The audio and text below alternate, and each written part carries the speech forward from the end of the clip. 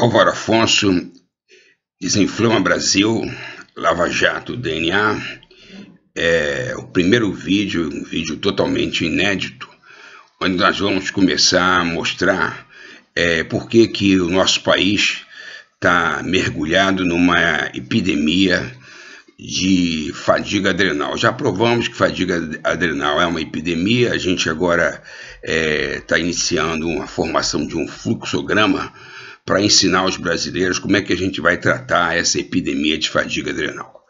Então, vou dar alguns exemplos do consultório para vocês entenderem como é que se forma a fadiga adrenal. Eu estava atendendo uma pessoa e ela tinha acabado de se aposentar e com todos os sintomas de depressão, com muita tristeza, muita culpa, ganho de peso, falta de sono, falta de alegria, falta de entusiasmo, dor muscular, gastrite, colite, rinite, bursite, sinusite, queda de cabelo, insônia, lentificação do pensamento e até alguns pensamentos contra a própria vida. Então, a primeira coisa, a gente deixou a pessoa falar tudo e a gente começou a perguntar se tinha alguma coisa de opiniões divergentes dentro da própria pessoa. Então, ela descreveu um fato que no final a gente vai propor uma solução para isso. O fato era o seguinte: ele criou o sobrinho como se o sobrinho fosse o próprio filho. E o sobrinho foi crescendo, o irmão não ligava muito, ele adotou afetivamente, emocionalmente o sobrinho. E depois de crescido, o sobrinho começou a trabalhar nas empresas dele, enquanto ele resolvia a vida encontrando recursos para a empresa. Só que quando ele foi se aposentar e ele consultou as empresas em relação à dívida, em relação à situação financeira que ele deixou e delegou, mas não fiscalizou, ele viu que ele estava literalmente endividado, enquanto o sobrinho, agora já bastante, bem grande já, estava rico e ele endividado, já pronto para se aposentar.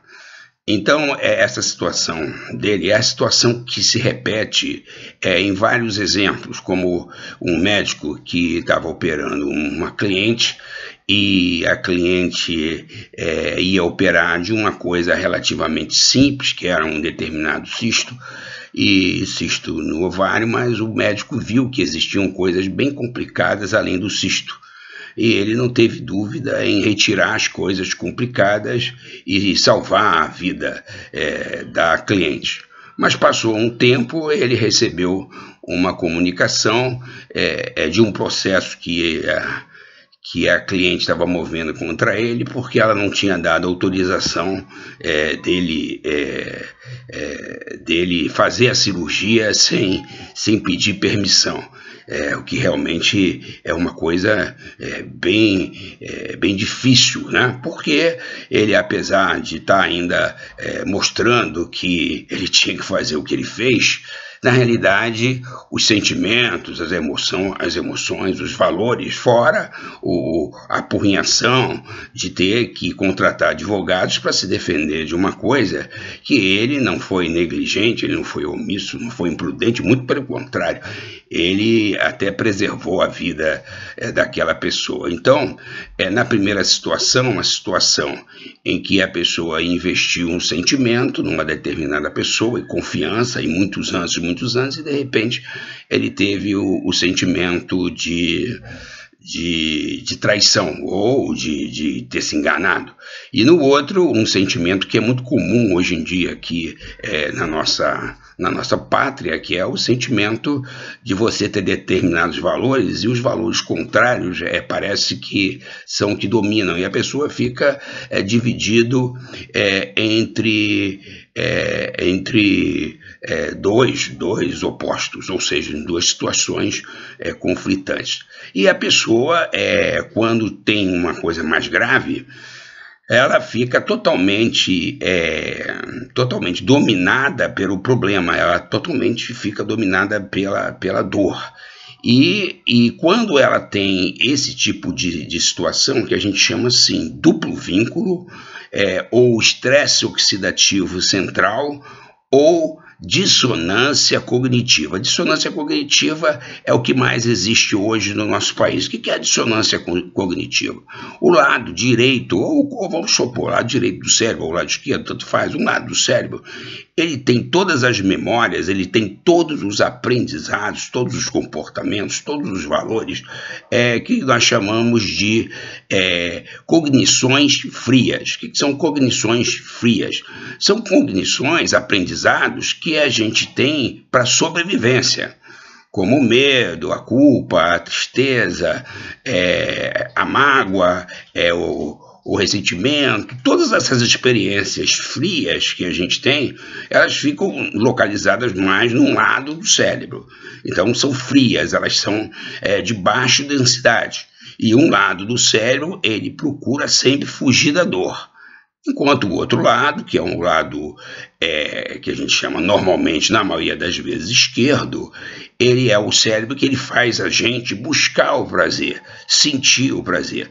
Então são dois cérebros que você tem cognições frias de um lado e cognições quentes do outro lado. Ocorre que essas cognições, elas devem estar, na maioria do tempo, fluindo, ou seja, elas devem estar de acordo e o indivíduo seguir com a sua libido, a sua energia vital projetada para frente. Agora acabamos de perder a classificação na Copa do Mundo e antes do jogo nós estávamos com a nossa libido para frente. A gente estava focado em ser hexacampeão. Aí terminou o jogo, nós fomos desclassificados, a nossa libido, inclusive a minha, nesse momento, ela está para onde? Iluminando para trás. Então a maioria dos nossos compatriotas, os nossos brasileiros e brasileiras, eles estão vivendo situações de conflitos de duplo vínculo, onde eles não conseguem resolver os conflitos de razão e emoção. Então, no início, o cortisol, no início dos conflitos, ele aumenta, no início. Depois de certo tempo, se o conflito ele se torna crônico, o cortisol começa a decair, como a gente sempre falou. E os exames, eles mostram que como nós vivemos situações de duplo vínculo, de estresse oxidativo central crônico, e nós vivemos essa dissonância cognitiva, aliás, foi até um termo usado por um ex-presidente do PSDB, que ele usou essa expressão, dissonância cognitiva. O brasileiro, depois dele ainda, na época dele também, já está sofrendo de dissonância cognitiva há muito tempo. O cortisol, ele fica alto no início.